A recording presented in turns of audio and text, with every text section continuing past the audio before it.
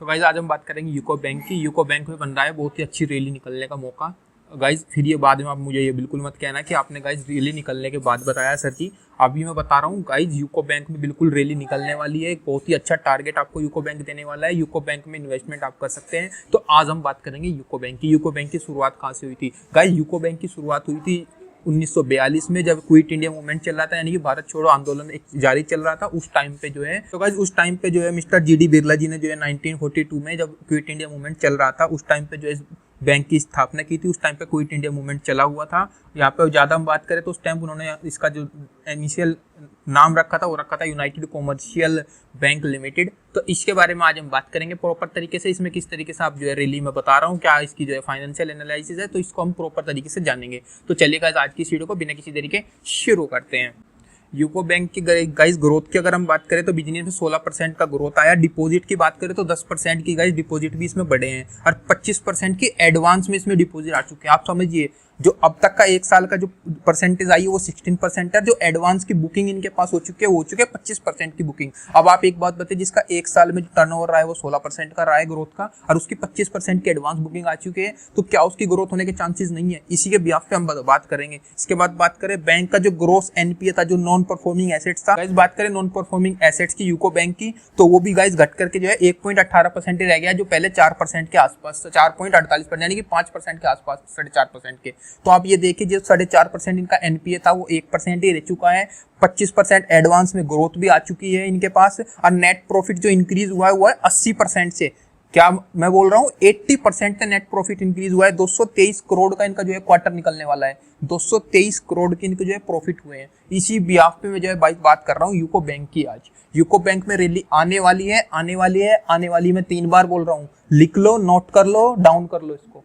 चलिए इसके बाद बात करते हैं बिजनेस स्ट्रेटेजी की। तो इन्होंने बिजनेस स्ट्रेटेजी में क्या किया, इन्होंने एमएसएमई लोन प्रोवाइड कराने स्टार्ट कर दिए। एग्रीकल्चर में अब दोबारा से घुस चुके हैं ये। इन्होंने रिटेलर्स पे अब फोकस किया है प्रॉपर तरीके से और क्रेडिट भी ये लेके आने लग रहे हैं। क्रेडिट जो कॉर्पोरेट के लिए क्रेडिट बुक होती है, क्रेडिट आपके जो कार्ड्स होते हैं उनके लिए भी कुछ अपना जो है नया बंदोबस्त करने वाले हैं। इसके बाद बात करें गाइस, ये अपनी टैब फैसिलिटी भी ला रहे हैं, टैब बैंकिंग भी लेके आ रहे हैं। एक होता है मोबाइल बैंकिंग, एक होता है इंटरनेट बैंकिंग, एक होता है टैब बैंकिंग। तो अब ये टैब बैंकिंग भी लेके आ रहे हैं जिसमें हैंड के हैंड आपका अकाउंट ओपन हुआ करेगा और ये जो है टक्कर देने वाले, जैसे हम एचडीएफसी बैंक या एक्सिस बैंक में अपने अब तक अकाउंट खुलाते आए हैं, अब ये यूको बैंक में भी इसी तरीके को लेके आने वाले हैं। तो इसमें और भी ग्रो होने के चांसेस पूरे रहने वाले हैं।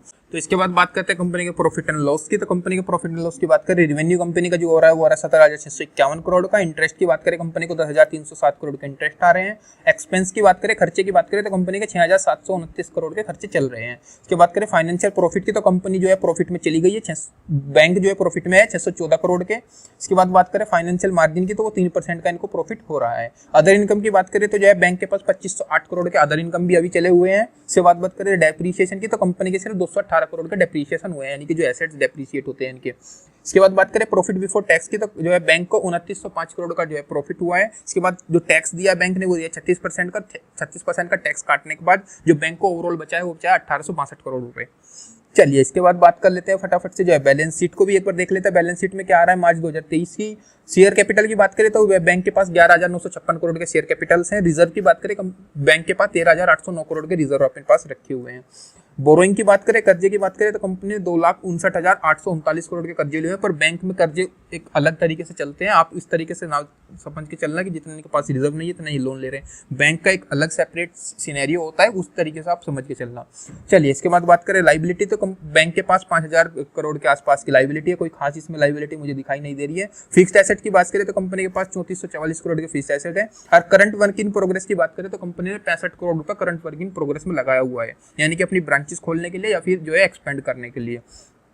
चलिए इसके बाद बात करें इन्वेस्टमेंट की, तो बैंक ने जो है 95,000 करोड़ का जो है इन्वेस्टमेंट भी किया हुआ है। कहीं पे अपने कुछ म्यूचुअल फंड खोले हुए होंगे या फिर कुछ अलग जो है इन्होंने इन्वेस्टमेंट की होगी। इसके बाद बात करते हैं शेयर पैटर्न की, तो शेयर पैटर्न 94-95% जो है हमारे इंडिया के पास ही है।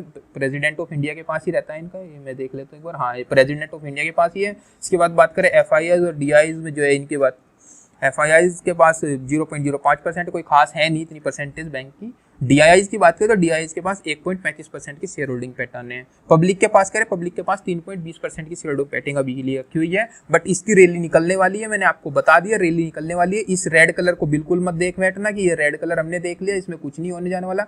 यही लिफाफा आपको करोड़पति बनाएगा।